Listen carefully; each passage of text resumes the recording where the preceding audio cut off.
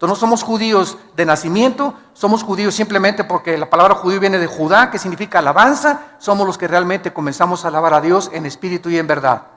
Entonces, en 1948 los judíos regresan a Israel por primera vez cuando se les permite a través de la Liga de las Naciones regresar, y desde entonces Israel se convierte en un estado independiente, libre y soberano ante todas las naciones. Pero en el 48 regresaron como nación, pero no han podido desde el 48 hasta nuestros días regresar a sus sacrificios.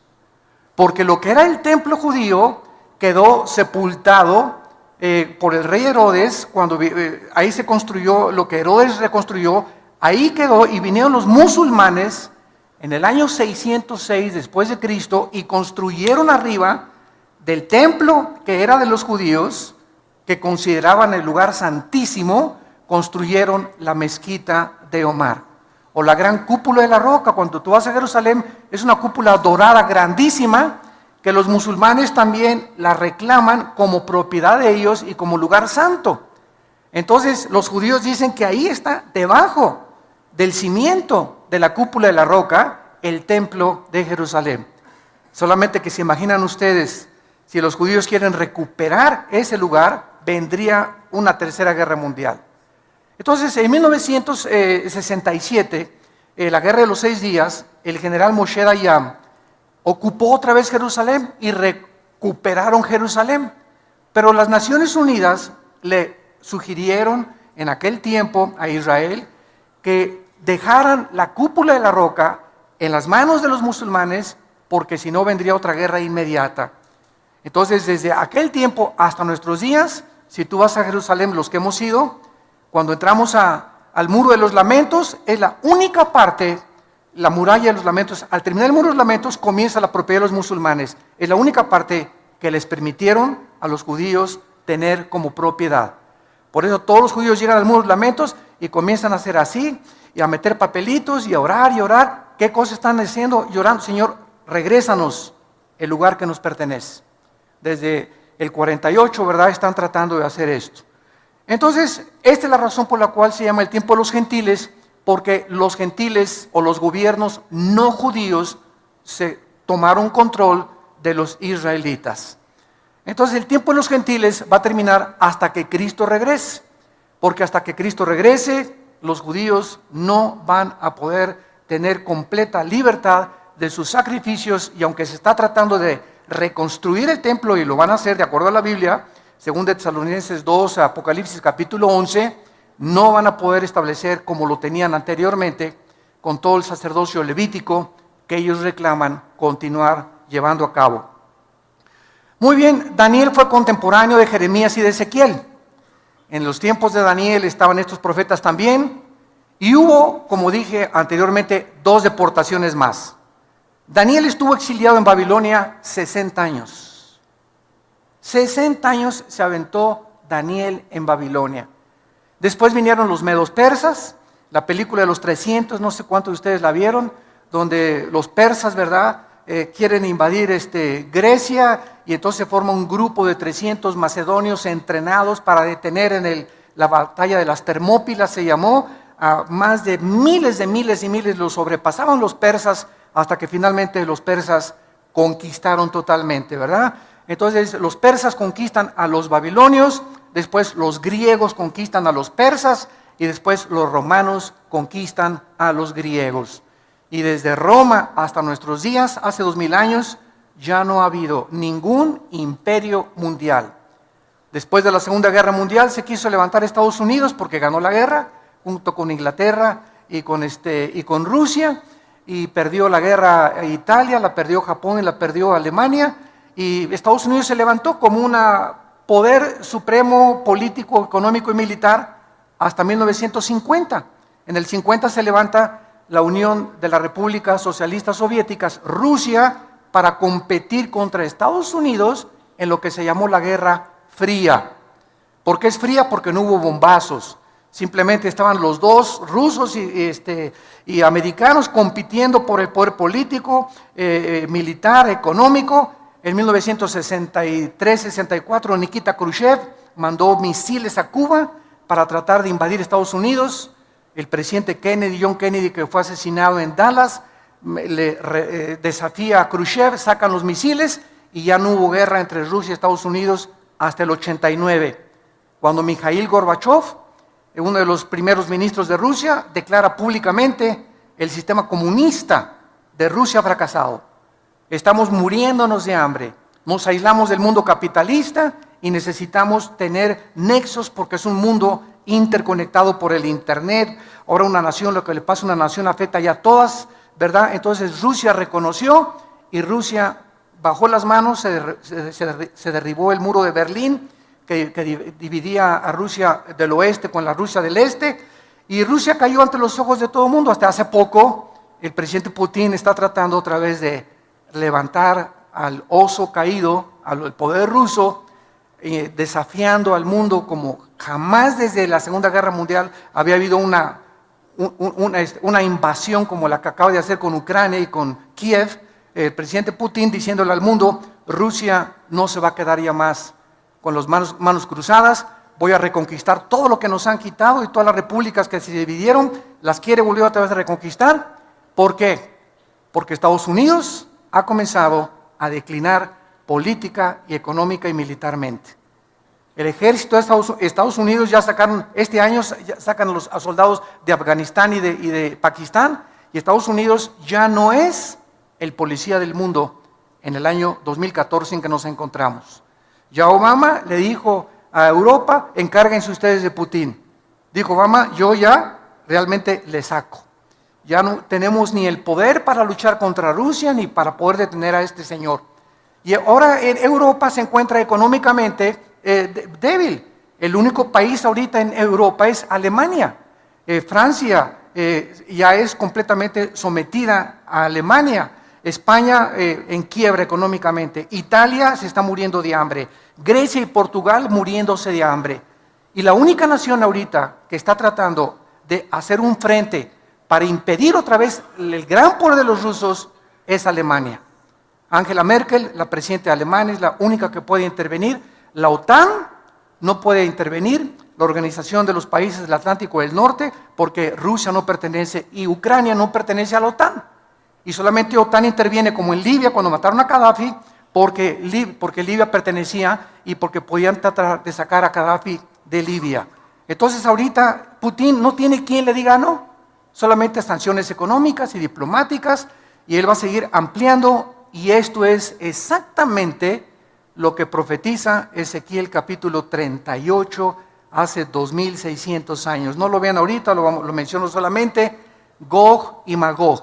Gog es un líder, Magog es la tierra de los tártaros, la tierra de los escitas, que son los pobladores de la Rusia moderna.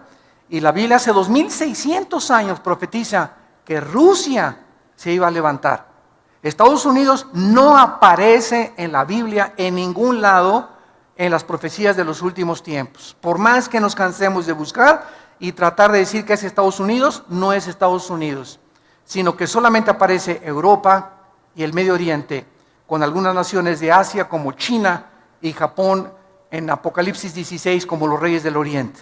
Entonces todo el escenario político y económico que vamos a estudiar en Daniel, en los capítulos ya finales, se encuentra profetizado con los otros profetas hebreos para que sepamos que Dios es Dios. Miren lo que dice, por ejemplo, en Isaías 44, Dios a través de su profeta. Isaías 44, versículo 7. Esto fue escrito hace 2750 años. Y dice Isaías 44, 7, desde el 6, perdón. Así dice Jehová, Rey de Israel, y su Redentor, Jehová de los ejércitos: yo soy el primero y yo soy el postrero, y fuera de mí no hay Dios. ¿Y quién? Dios está desafiando. ¿Quién proclamará lo venidero? Lo declarará y lo pondrá en orden. Porque pues ha habido profecías, ¿verdad? Como Nostradamus profetizó, de las 100 profecías, el 10% se cumplieron. Nunca hay una profecía de ningún líder religioso en el mundo, llámese Mahoma, mucho menos Mahoma, el Corán no es un libro profético, ni el libro del Mormón, ni el libro del Maharanibana Sutta, ni el Tripitaka de Buda. De ninguno de los libros sagrados se encuentra el orden, porque hay un orden en las profecías bíblicas en la que Dios puso la historia del mundo. Y cuando Dios le revela a Daniel, como lo vamos a ver más adelante en el capítulo 2, Babilonia, a través de la estatua del sueño de Nabucodonosor, tú eres la cabeza de oro. Después le dice Dios a Daniel, el segundo, desde Babilonia va a seguir otro imperio que representa los brazos y el pecho de plata, que fueron los medos persas. Después el vientre es Grecia y las dos piernas de la estatua de Daniel capítulo 2 es el imperio romano, que fue dividido en Constantinopla y en Alejandría. Y los dedos de los pies es la última forma de gobierno mundial que va a prevalecer antes de que Cristo regrese. Y estos 10 dedos de la estatua, vean ustedes que descienden de las dos piernas de la estatua de Nabucodonosor. Todo esto lo vamos a ver con mucho más detalle.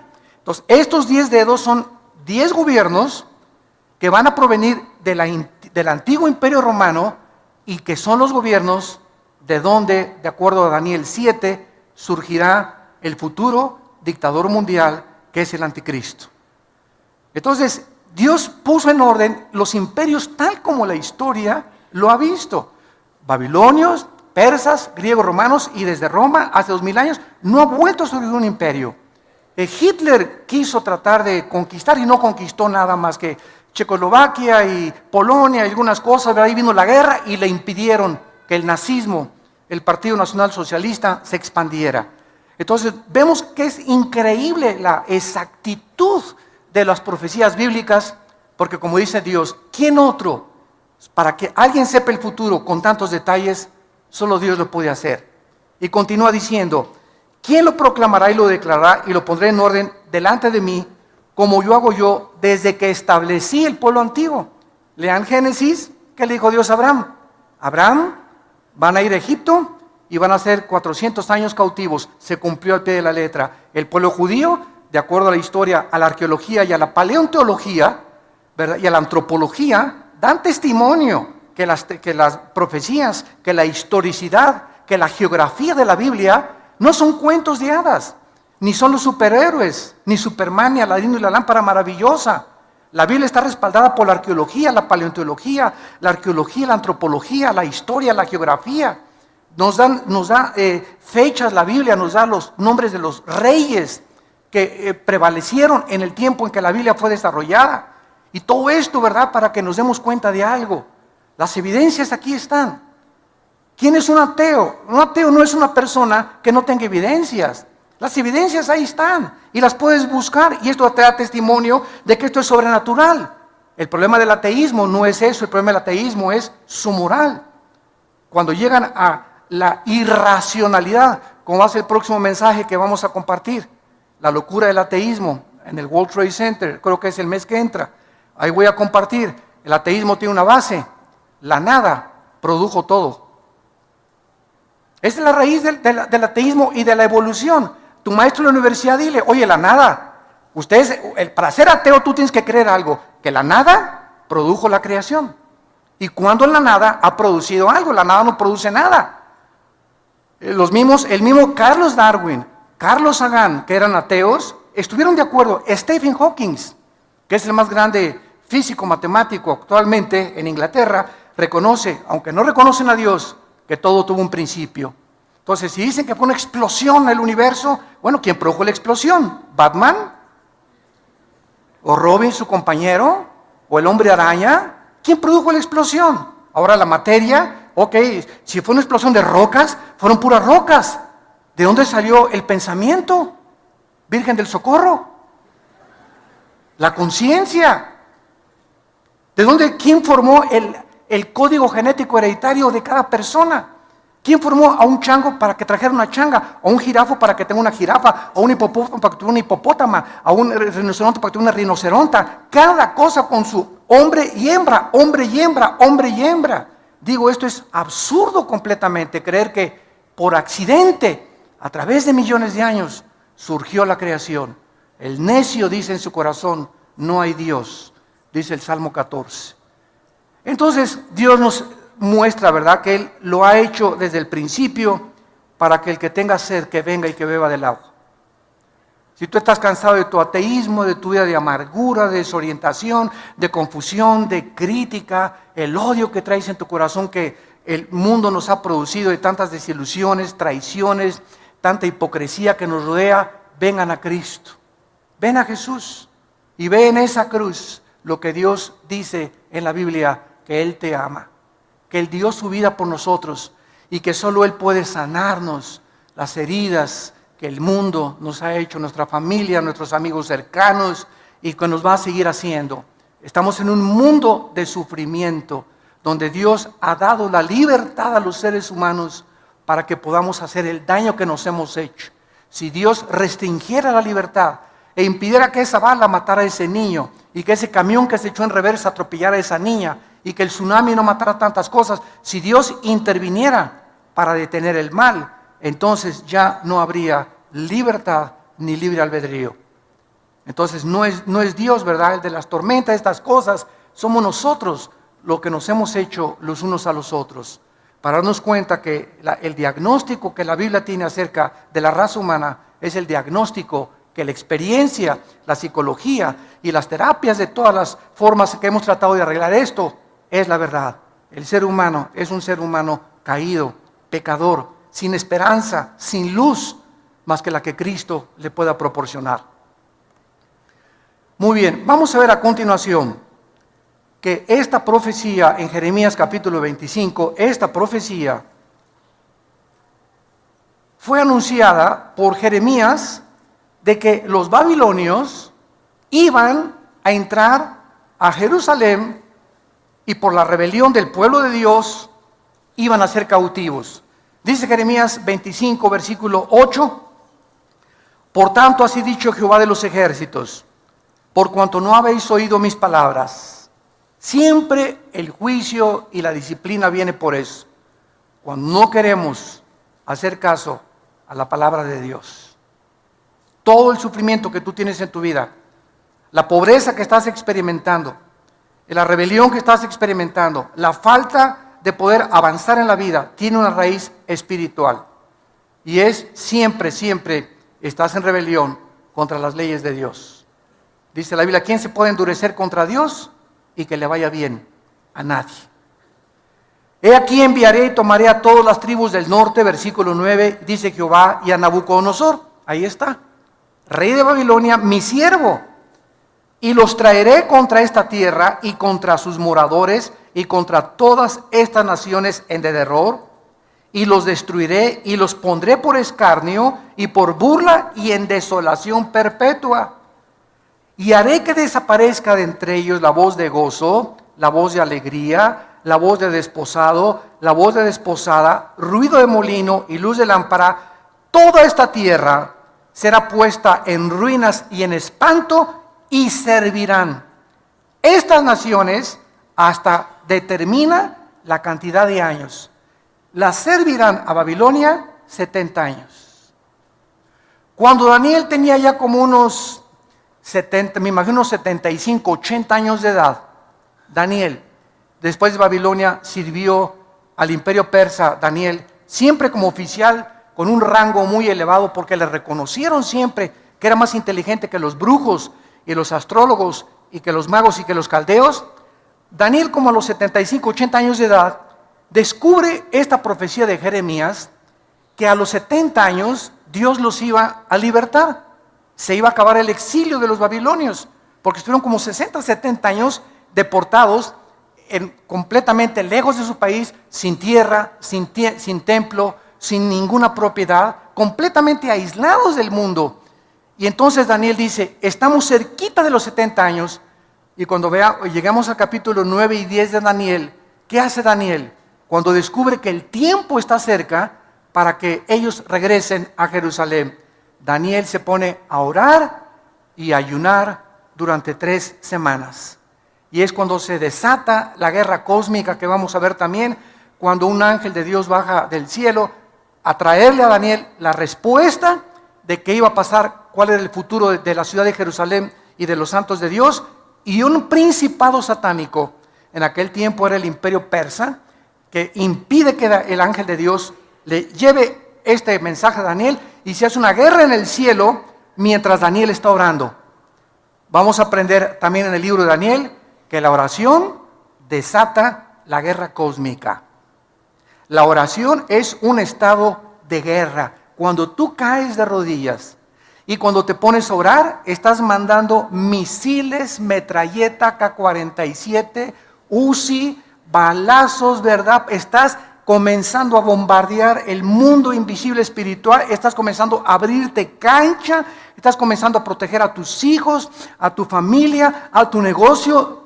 Siempre que oramos, comenzamos a entrar en una guerra sin que nos demos cuenta, pero el libro de Daniel nos corre las cortinas y nos muestra que cuando oramos, entramos en guerra espiritual.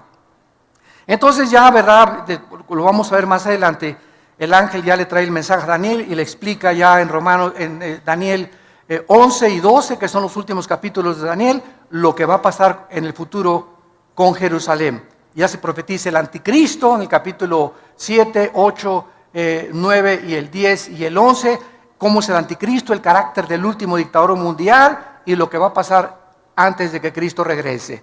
Es un libro maravilloso, Daniel.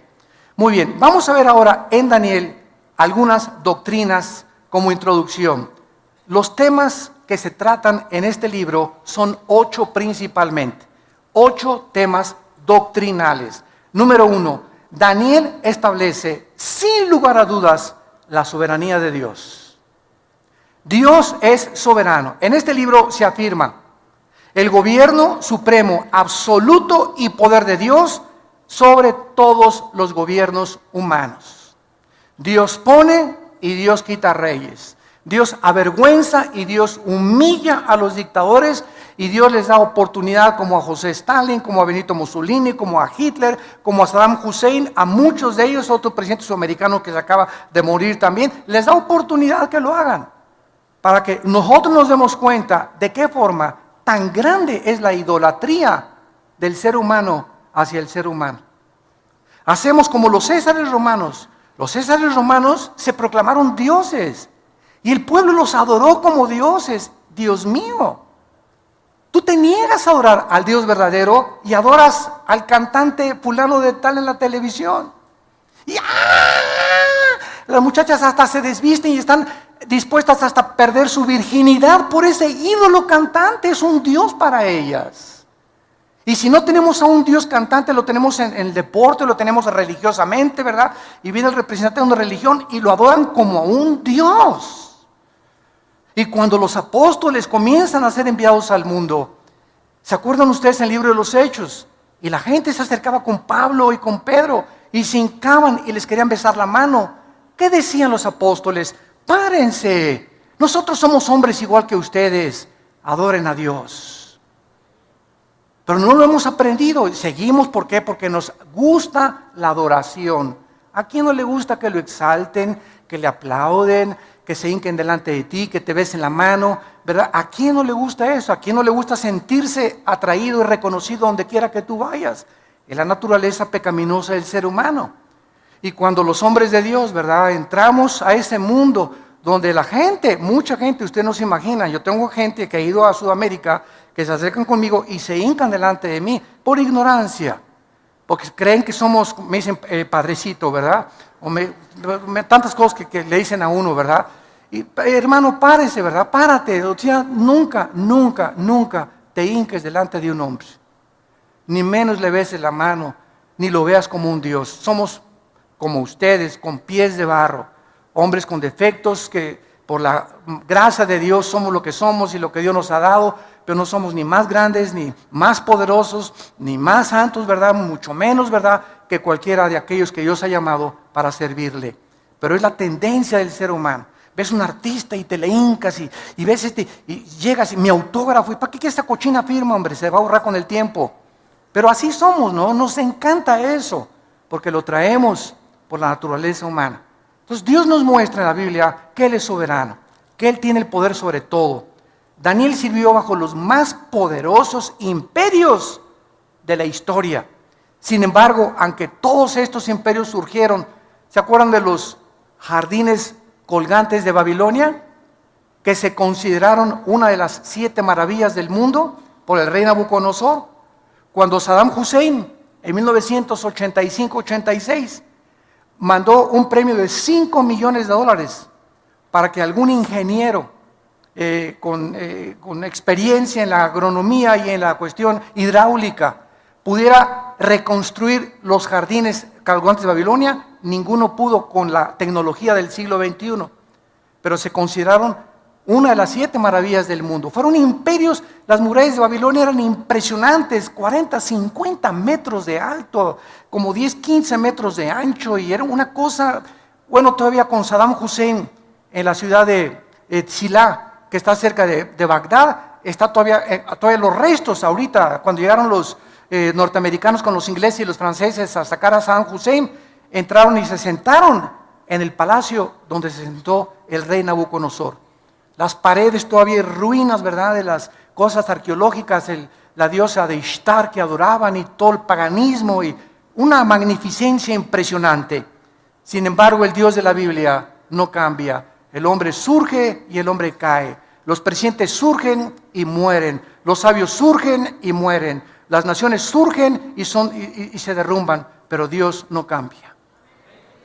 Él es el mismo ayer, hoy y por los siglos. Cuando nosotros lo servimos, sabemos que servimos al Dios de la Biblia.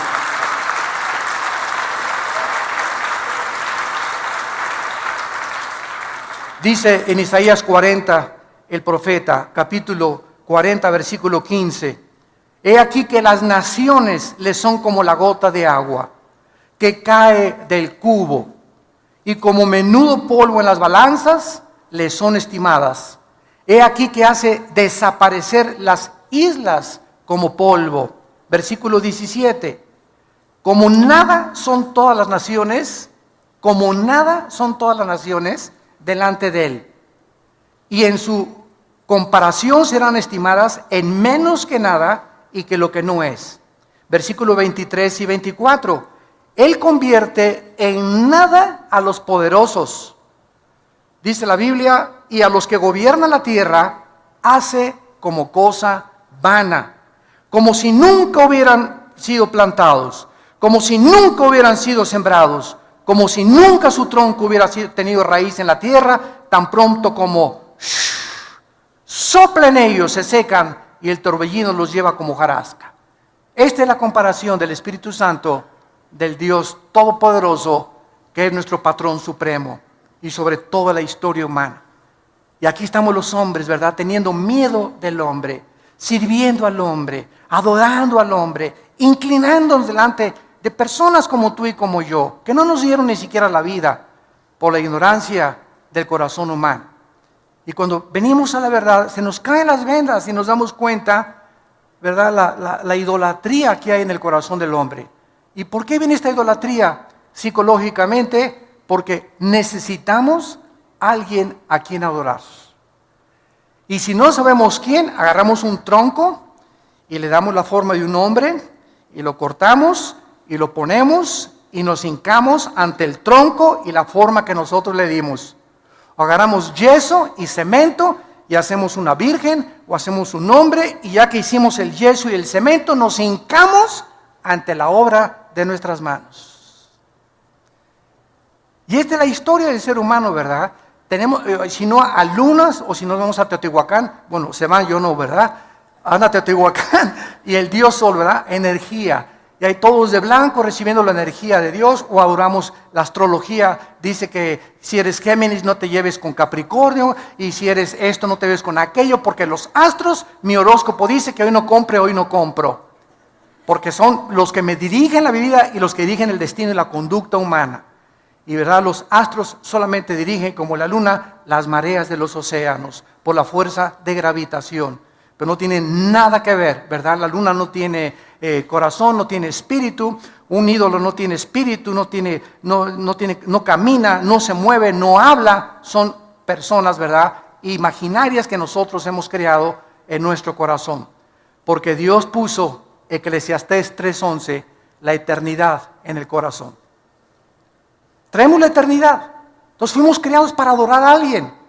Cuando Pablo llegó en Hechos 17 a Grecia, ahí estaban los discípulos de los estoicos y los epicúreos, de un filósofo llamado Zenón. Y Pablo les dice a los griegos: cuando entré al Areópago, vi una grande estatua que decía: al Dios desconocido, al que ustedes adoran sin conocerle, les vengo a anunciar. Los griegos fue una civilización en el tiempo de la filosofía de oro, 150 o 200 años antes de Cristo, que buscaban la verdad. ¿Qué es la verdad detrás de todas las cosas? ¿Qué es el sentido común? ¿Qué es la razón? ¿Cuándo somos racionales y cuándo somos irracionales, los que nos llamamos racionales? Entonces, ellos no conocían a Dios, creían en Dios. Pienso, luego existo, existo, luego vivo, vivo, tiene que haber una causa. Esta causa no puede estar dentro de mí. Así concluyó Platón, esta causa tiene que ser alguien fuera de mí. Le llamamos la fuerza, el poder, como le quieras llamar, pero está fuera de nosotros. Concluyeron, hay un Dios. Los filósofos griegos no eran ateos, pero adoraban a alguien sin conocerle. Y esta es la razón por la cual la Biblia la tenemos en nuestras manos. La Biblia nos revela el Dios vivo y verdadero. Y por eso seguirá siendo el tema más controvertido, el libro más atacado, más burlado, y donde vamos a encontrar la única verdad absoluta que nos rodea en la corta vida que Dios nos ha dado. Vemos en segundo lugar el tema de la pecaminosidad y la arrogancia del ser humano en el libro de Daniel. Vemos la pecaminosidad y el orgullo tan grande, el tamaño de la Torre de Babel que tienen los gobernantes, principalmente los artistas, deportistas y tal vez hasta tu suegra, ¿verdad? O tu esposo, o tu esposa, o muchachos. Hace poco que prediqué en la Iglesia del Norte, di un mensaje sobre las evidencias tremendas de la existencia de Dios. Llegó una muchacha como de 19 años, al acabar el mensaje se acercó y me dice: ¿usted cree que sabe todo, verdad? Me dice, no, para nada. Me dice, lo que usted dice, la primera y la segunda ley de las termodinámicas es una aberración. Le dije, sí, ¿por qué? ¿Qué dice la primera y la segunda ley de la termodinámica? Y me dice, no, Chepo, me dijo mi maestro. Le dije, bueno, mira, cuando quieras discutir algo, ven una muchacha de 19 años, pero con una arrogancia. O sea, le dije, mira, si tú quieres aprender, ven y dime, ¿sabes? No entendí esto, explíquemelo, por favor, con mucho gusto. Pero traes un orgullo, le dije, a tu edad, que si no tienes ni el conocimiento y te pones al brinco, ¿verdad? Es como si yo llego con Einstein y le digo, señor Einstein, no entiendo su fórmula E igual a mc al cuadrado, es usted un loco. Pues me dice, Einstein, estás más loco porque no sabes ni lo que estás diciendo. Pero lo vemos en los niños, lo vemos en los jóvenes, lo vemos en los profesionistas, lo vemos en cualquier nivel. Somos bien orgullosos. Los hombres, que mi esposa no me diga nada porque acuérdate que soy Juan Camaney. Y tú que me tienes que decir, ¿verdad? Métase, póngase a lavar la ropa y cállese y ahí se acuesta. Y ahí me espera cuando llegue la noche, le caigo con el salto del tigre. Y así somos, ¿verdad? Bueno, los cristianos éramos arrogantes, déspotas, tratando a la esposa como si nada, los ricos humillando a los pobres, aprovechándose de los pobres, los tribunales y los magistrados demandando al que no tiene dinero. Los presidentes, lo último que les interesa es el pueblo, ¿verdad? La mayoría, no todos, tratando de oprimir más, llevarse lo que se pueda llevar. Y esa es la historia del ser humano. El pecado es lo que ha hecho esta arrogancia contra el Dios del cielo. En tercer lugar, vamos a ver la guerra espiritual cósmica, que ya vimos hace unos momentos, en la que descubrimos que nos encontramos en un mundo invisible espiritual, donde hay poderes malignos espirituales, que les llaman fantasmas, ánimas en pena, en Guanajuato les llaman, espíritus, ¿verdad? Y el mundo sigue cuando la ciencia no puede penetrar lo sobrenatural, no hay explicaciones, no pasa en la televisión, pues aquí se hizo un espiritismo, dice que estaba endemoniado, y están viendo que hay una muchacha revolcándose y que se hace la cara así como desatornillador y los ojos chuecos se le vuelven para otros lados, pues dice que está endemoniada, pues si no está endemoniada, ¿qué es? Trae al mejor médico, entonces que me explique qué es entonces, ¿que tiene dolor de cabeza? El dolor de cabeza hace que se le enchueque la cabeza y que se le salga la lengua acumulada y que hable con otra voz. Digo, ahí están viendo y no reconocen que es algo sobrenatural, pero su orgullo médico y científico le impide al mundo reconocer la luz y la verdad. En cuarto lugar, la veracidad de la palabra de Dios.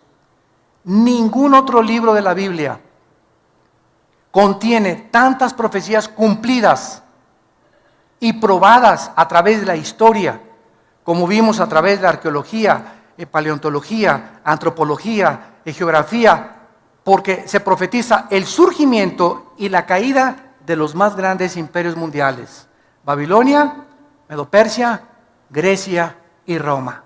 Aquí lo encontramos en el libro de Daniel. En quinto lugar, vamos a encontrar el tema doctrinal del surgimiento del anticristo. El libro de Daniel es el único libro de toda la Biblia que nos enseña de dónde surgirá el anticristo. Entonces, no especules que es Juan Carlos de España, o que el Papa es el anticristo, eso no puede ser, o que es el príncipe Juan Carlos, o que es fulano de tal, o que era Gorbachov, que porque tenía aquí el 666 pintado en un tatuaje o una mancha que tenía, y porque su nombre coordina y traducido al hebreo es el 666, son puras especulaciones. No vamos a saber quién es el anticristo hasta que se formen 10 naciones. 5 de Europa y 5 del Medio Oriente. Oigamos que hay un tratado entre el Medio Oriente y Europa. Qué interesante que Estados Unidos ya se salió de la ecuación, tal como la Biblia lo profetizó. Ni Rusia ni Estados Unidos ocuparían la supremacía militar y política antes de que Cristo regresara. El poder recaería antes de que Cristo regrese, no en una nación, en 10 naciones, simbolizada por los dedos de los pies de la estatua de Nabucodonosor. Y de esas 10 naciones, ya que se une el Medio Oriente con Europa, para tratar de frenar la invasión que se profetiza en Ezequiel 38 de Rusia contra Israel, entonces ya que se formen estas 10 naciones, que van a surgir 5 de Europa y 5 del Medio Oriente, entonces de entre esas 10 naciones, Daniel 7, va a surgir, le llaman un cuerno pequeño, que es el anticristo. El anticristo va a derribar a 3 de esas naciones. Van a quedar 7 naciones. Y Apocalipsis 17 dice que el anticristo será el 8º. Entonces, hasta que no veamos eso, no podemos especular ni decir que el anticristo es este o que es aquello. Todavía no llegamos a ese próximo paso, pero el escenario, los jugadores, como decía Dwight Pentecost, un gran teólogo escatólogo, cuando ves que los jugadores, el América y las Chivas, entran al Estadio Azteca, el partido está para comenzar. Cuando veamos los protagonistas, ya está Rusia, ya está Estados Unidos cayendo, Europa está comenzando a surgir, ya están los protagonistas en el campo delante de nosotros, el tiempo es corto. El tiempo es más corto de lo que nosotros nos podemos imaginar. Se menciona que este hombre, el anticristo, será un hombre poseído completamente por Satanás. Aunque no es Satanás el que está dentro de él. El anticristo, dice Apocalipsis 13, el diablo, le va a dar su poder, Y lo que le ofreció a Cristo, el anticristo lo va a aceptar. Lo que Cristo rechazó del diablo, el anticristo lo va a aceptar. El poder, la gloria, la riqueza que el diablo le ofrece a artistas, a deportistas, si te inclinas y adoras a Satanás. Te lo da y te lo cumple, pero recuerda que te viene a cobrar la factura. En sexto lugar, vamos a ver la gran tribulación. Es otro tema de Daniel. Se profetizan 7 años, Daniel capítulo 9, con el título Las 70 semanas de Daniel, que vendrán sobre Israel únicamente. Y la última y más grande persecución de la historia, que Hitler va a ser como Pinocho comparado con el anticristo, para perseguir, matar, torturar a todos los judíos y a los cristianos, cuando el anticristo tome el poder después de los 3 años y medio. En séptimo lugar, se profetiza, y hay el tema de la resurrección de los muertos en Daniel también. Se profetiza que muchos muertos que actualmente creemos que ya les llevamos flores y son huesos, van a volver a vivir. En Daniel 12, versículo 2. Y muchos de los que duermen en el polvo serán levantados, unos para vida eterna y otros para confusión perpetua. Y Cristo lo dijo en Mateo 5, he aquí viene la hora, cuando todos nosotros estamos aquí, tenemos algún día que entrar a la eternidad. Tienes que morir, yo tengo que morir. Pero viene la hora, dijo Jesús, que cuando todos los que estamos muertos vamos a oír. Y si en vida no oíste la voz de Cristo, no la vas a oír cuando estés muerto. Entonces, hay una resurrección de los justos y después, al acabar el milenio, viene la resurrección de los malos, que se llama el juicio del gran trono blanco, Apocalipsis 11, del 12 al 15. Entonces, esta resurrección también se trata en Daniel. Y en octavo y final lugar, el triunfo final de Cristo y su reino. Una vez una persona me dijo, Dios es todopoderoso, ¿sí? Y si Dios es todopoderoso, ¿por qué no acaba con el diablo? Y le contesté, dele gracias a Dios, porque comenzaría con usted. El mundo tiene cantidad de incógnitas y las seguimos teniendo.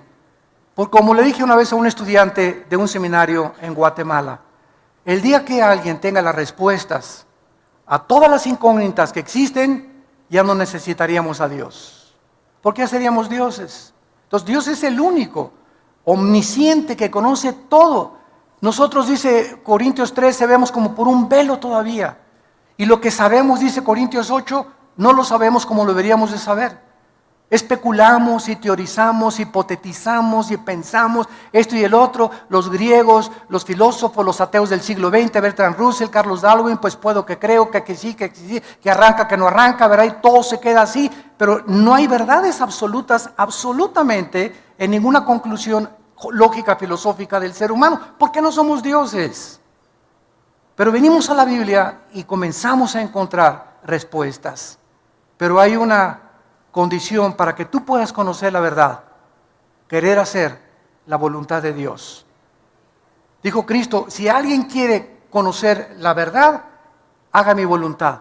Cuando tú comienzas a someterte a Dios, a sus leyes, a tratar a tu esposa como una reina, a darles buen ejemplo a tus hijos, a pagar tus impuestos, a pagar tu diezmo, no pagar porque tiene que nacer el corazón, ¿verdad? No es un pago, perdón, pero a comenzar a darle a Dios lo que Él quiere que le demos. Cuando comencemos a hacer, no tenemos deudas, que no nos endrogamos demasiado, que las pagamos, que no queremos perjudicar a nadie, no hablamos mal de nadie, comenzamos a bendecir a toda la gente, a los que nos persiguen los bendecimos, no guardamos rencor contra nadie. Cuando comienza nuestra vida a ser revolucionada de esta forma, comenzamos a descubrir y a conocer, como que se nos amplía la mente, se nos comienzan a caer las vendas y comenzamos a ver la luz. Pero hay un precio para que veas la luz. No vengas, y a ver si Dios es esto y es esto, retando y desafiando a Dios. Espérame tantito, dice Dios, primero deja tu frente, deja todo lo que tienes y veas mi voluntad. Pídele perdón a tu esposa antes que conozcas la teología de la predestinación.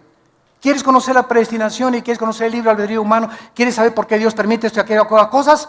Dios no es un genio de la lámpara Aladino para satisfacer tu vacío intelectual. Dios quiere que primero estés dispuesto a seguirlo para que Él te premie y te recompense con la luz y la verdad de su santa palabra. Oremos. Padre, te damos gracias por tu palabra en esta mañana. Gracias porque tu Espíritu nos ha comenzado a abrir el entendimiento de tu palabra para que la luz pueda entrar a nuestras vidas y podamos conocer la verdad, el camino, la justicia y la santidad, que sin esta santidad no podemos entender las cosas más profundas del Espíritu de Dios. Te damos gracias porque el Espíritu es el que nos enseña estas cosas. Para eso nos lo diste. Y es un espíritu de poder, de amor y dominio propio. No es un espíritu de cobardía. En esta mañana, dile a Dios, Señor, yo reprendo de mi vida todo espíritu de angustia que traigo, echando toda mi ansiedad sobre de ti. El problema de mis hijos, el problema de mis padres, el problema de mi futuro, no está en mis manos. Oh Dios, gracias porque no soy Dios, no soy diosa. Quiero solamente descansar en ti. Te entrego, Señor, mis afanes, mis ansiedades. Quiero tener paz. Te pido, Señor, que todo espíritu que hay en mí de temor se vaya, Señor, y yo pueda saber que si te tengo temor a ti, no tengo tener temor de ni enfermedades, ni del futuro, ni económicos, porque tú eres mi pastor, nada me faltará jamás. Si diste tu vida por mí, ¿cómo no me darás todas las cosas? Si diste tu sangre en una cruz para que yo pudiera entender cuánto eternamente me has amado. Gracias, Señor, por ser mi pastor, en quien puedo llorar, en quien puedo descansar. Guíame por sendas de justicia por amor de tu nombre. Aunque ande en valle de sombras y de muerte, no tendré miedo de nada en la vida, porque tú estás conmigo y nunca me dejarás, nunca me desampararás. Aunque yo crea que me has desamparado, estás conmigo y estarás siempre hasta el final de mi vida. El bien y la misericordia me seguirán todos los días de mi vida, y en tu casa algún día, oh Dios, toda esta vida de problemas y sufrimientos no se comparará cuando en aquel día me abras los brazos y me digas: ven, bendito, bendita de mi Padre, desde antes de la fundación del mundo, al reino que había preparado para aquellos que me han seguido con todo su corazón. Y ahora muchos de ustedes que no tienen a Cristo, que han venido tal vez de visita, otra vez por curiosidad, y estoy seguro que entraste a esta conferencia confundido, vacía, desorientado, con tantos problemas y tantas angustias. Te invito a que vengas en esta mañana a una cruz. No te invito a ninguna religión. Ven a la cruz, a un hombre que se llama Jesucristo, para que Él entre a tu vida y experimentes el poder de su resurrección con estas palabras: Señor, te pido perdón por mis pecados. Creo que en la cruz pagaste por ellos con tu sangre, que a los 3 días resucitaste de entre los muertos, y te recibo como mi Señor y mi Salvador en mi vida, en el nombre de Jesús. Amén. Gracias a Dios por su palabra.